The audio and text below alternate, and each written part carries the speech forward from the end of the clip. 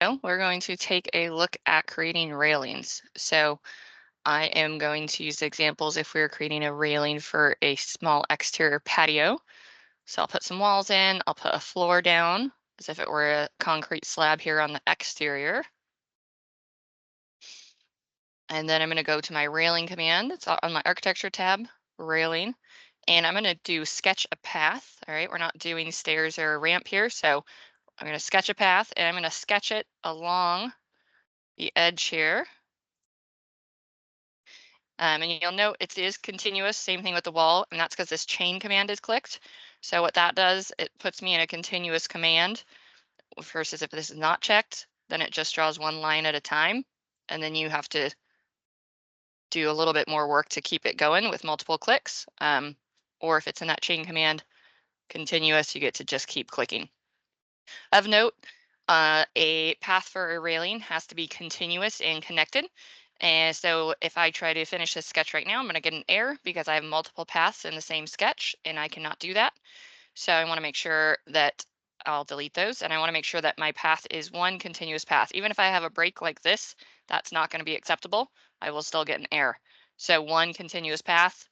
Also something like this, I know that those are connected, but it's not continuous. So just make sure, this is a good example, use that trim command, trim, one continuous path. And a good way to test that is to hover over the path and hit tab.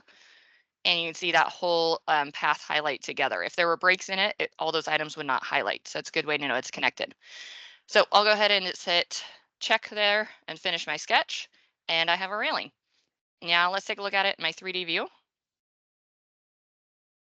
Hold down shift and the wheel there to orbit.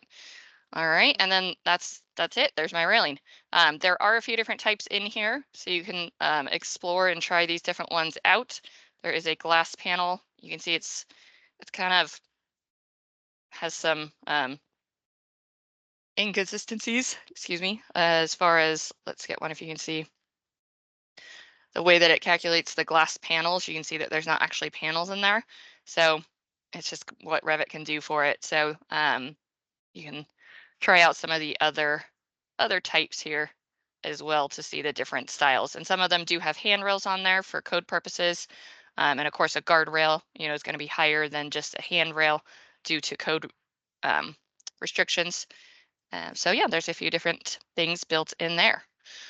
All right, in this video, let's also take a look at Casework and loading Casework in and building with it. There are different components for that. So let's go to Insert. I'm going to load Autodesk Family.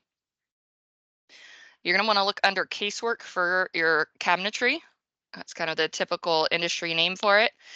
So all of your casework is going to be in here. So there's base cabinets. There are some vanities in here, your countertops as well, and then also your uppers and some tall cabinets as well if you're designing something with more of a pantry look, but your upper cabinets. So those are all individual pieces. So you'll see in the midterm project, you'll see the kitchen and some casework in there. So just be mindful of that you're loading in all these different pieces. That's the vanity. A vanity would be something that you'd want to use in the bathroom. And let's go ahead and I'm just going to load in something simple here. Let's go countertop. Oh, that's the island. So countertop with sink. And I'm just going to go with a base cabinet, double door. And then base cabinet, double door at the sink, where you have the space there for the sink under in the casework. And let's get an upper as well. Upper cabinet. Oh yeah, we'll go ahead and go select that one. So I'll go ahead and load these families in. And looks like the base cabinet was already in here. That's fine. So it's the countertop with sink. All right, so you wouldn't have to load those in.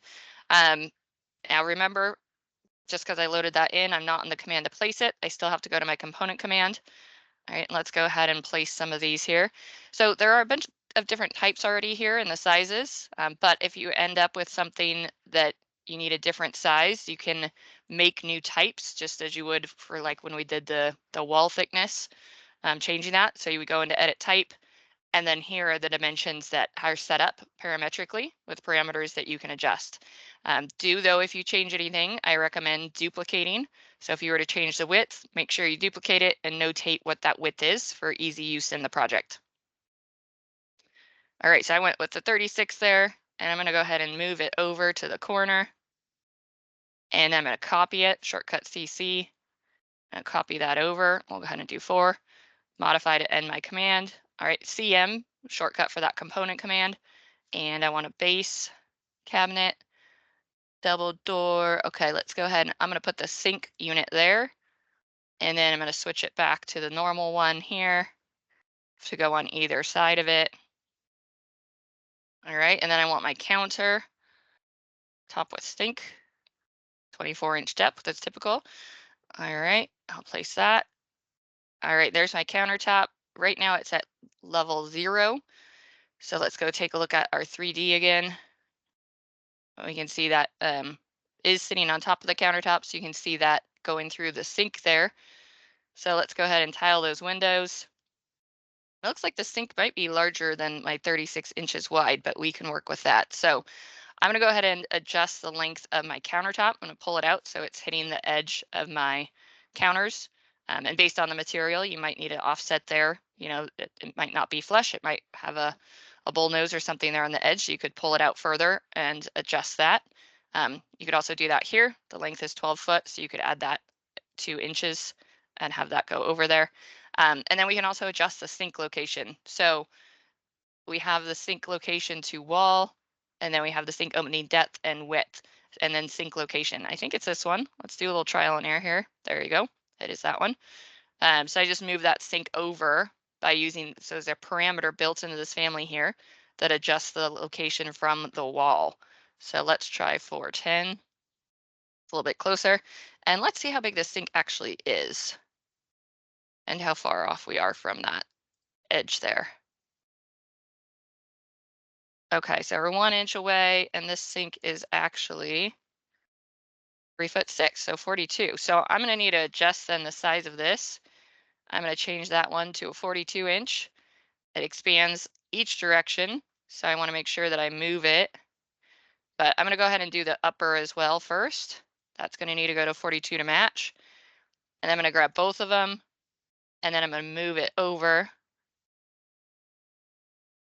All right, and then I'm gonna need to move these as well. So I'll hold down Control so I can select multiple things at once. And then I can move it over in my plan view here. That's the edge of the counter. I'll move it over to the other one. And then I'll just move this back 1 inch. All right, so it's centered on that. And you might need a little bit more. I think that would still probably work.